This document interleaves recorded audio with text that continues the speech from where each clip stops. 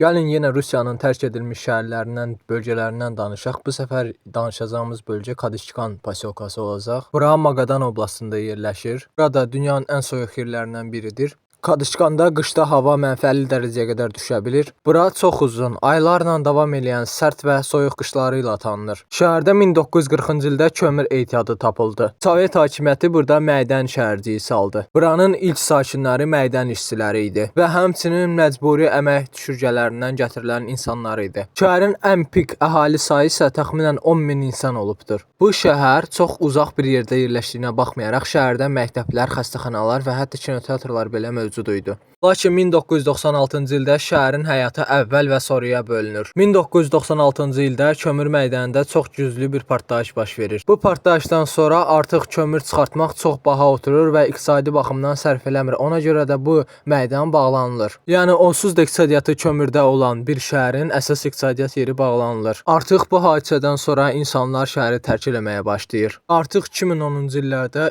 şəhərin əhalisi sıfır olur. Yəni heç kim qalmır. Bu gün Kadışkan tamamilə boşdur. Tərk edilmiş binalar ekranda gördüyünüz kimi. Təbiət şəhəri yavaş-yavaş geri alır və hətta bəzi evlərdə əşyalar belə yerində qalıb. Böyük şəhər, dağılmış şəhər, sakitçilik və ruh binalardır. Bu şəhərə də tez-tez ruh şəhəri deyirlər.